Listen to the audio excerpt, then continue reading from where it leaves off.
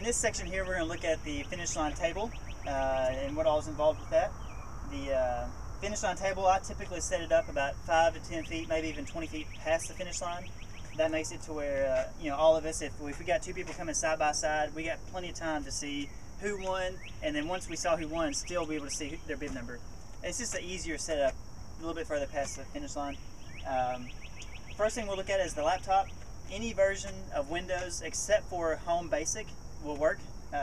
And when it comes to the laptop specs, really any will work. This program, it does a lot, but it's not hard on the computer. If you get a laptop with a long battery life, that's obviously preferred, because what happens if the system goes down or if you're at a place with no power supply. So if you're looking at buying a laptop, ASUS seems to offer the best deal, the best value, and the longest battery life. We'll start with this piece here. This is the registration reader. It comes from Thinkific, and that's the same company that the antennas came from, and that's also where I bought my Motorola reader down there. You can find, the reader may be less expensive other places, but Thinkific was amazing with telling me anything I need to know and shipping it to me fast. The reader itself costs $400. The good thing is you can use this for multiple purposes. Number one, of course, is prior to race day, you would take your inlays. I've got inlays of every different style, but the cheapest one I could find, these cost between 10 and 15 cents a piece. This depends on how many you buy. If you bought 500 inlays, that's going to cost you around 15 cents a piece. And they're getting cheaper all the time, so you may find them cheaper, but that's the last quote I got. But I'll show you a close-up here if you see it. I just stuck one inlay at the bottom there, but you can stick them anywhere. But prior to race day, you would take your inlay, and you would just blindly stick inlays on. It doesn't matter, anything with them.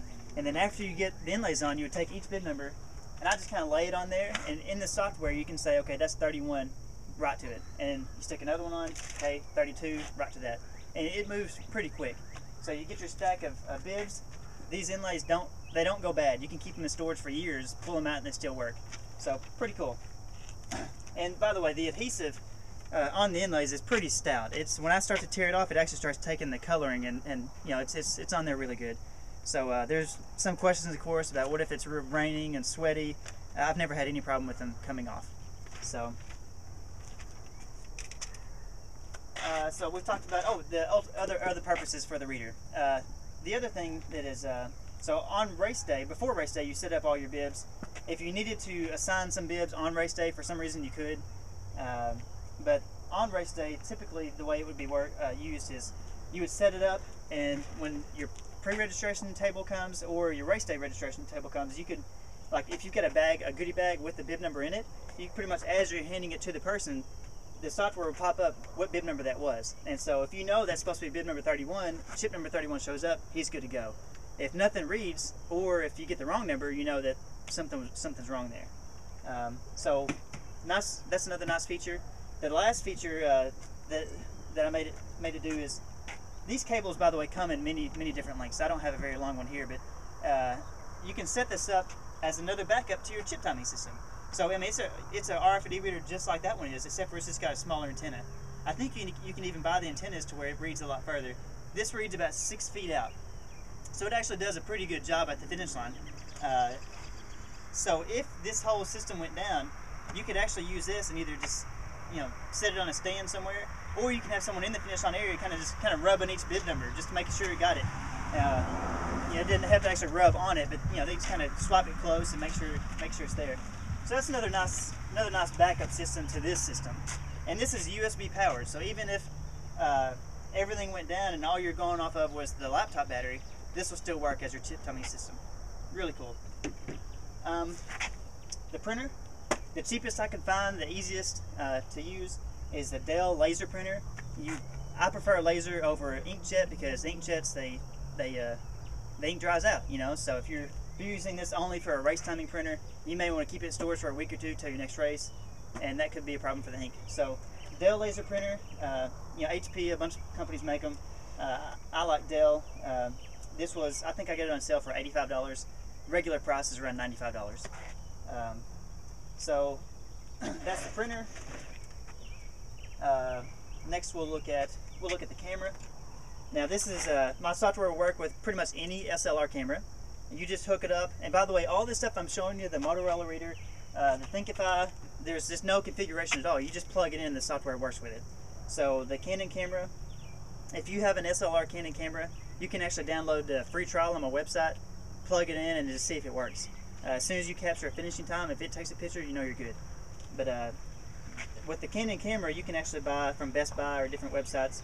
You can buy a package deal where it comes with a case, it comes with an extra battery, it comes with like a 4 or 8 gig card. The one I had comes with a 16 gigabyte card. And so that's what you probably want to look for, is a whole package deal. The whole package deal costs, the last I saw was $450. Now that was a heck of a deal, but $450 to $550 is what you can expect to spend. So pretty cool. That's obviously a really nice feature. The software, if you've got the chip timing system, when the chip comes through, it just automatically triggers the camera every time. So if you're using the RFID version, pretty much you set everything up, the race goes, and then after everyone's left, you tell the listeners, the reader, hey, start listening for finishers, and then you just sit back and watch it, and you hear the camera getting automatic photos. You see, the camera working, putting finishers in. If you have a external monitor, a big external monitor, you can just sit back and watch that. And at any moment, you can just reach over and hit one button on the keyboard, and results, print out at any time. So pretty cool. These inlays, by the way, any UHF inlay will work. Avery Dennison was awesome with sending me every style of inlay they make. I've got numerous packages of inlays. The ones I decided to use, like I said, are the very cheapest ones, but some people prefer to go with what's called the dog bone. What I'm showing you here is the minimum setup that you can use, but if you want to use the dog bone, it's a little more expensive, probably a little more reliable, but these the cheapest ones so far have worked perfect for me. So another, I would call it critical component, is I'd recommend a battery backup. These are about $35. You can get them at Best Buy or probably even Walmart. That, of course, if someone is if you are at the finish line, you probably have the extension cords running to somewhere, a bathroom, whatever's got power. And sure enough, someone always, what is this for? They unplug it, and you want to have a battery backup so things keep running. The other things, I got this table. I don't remember how much it was, but everything you see here, I can easily fit in my small little car in the trunk. And so this is another component that I bought. This was $10. And all this is if you don't have the RFID version, it allows someone to sit over next to you, and when you capture a finisher hitting the space bar, they can just type in the number real fast. They don't have to reach over you or anything like that. So that's about $10. The good thing is it also provides 2 extra USB ports. But that's pretty much the gist of what's on my table. So this is what I bring to a race, and it works really well.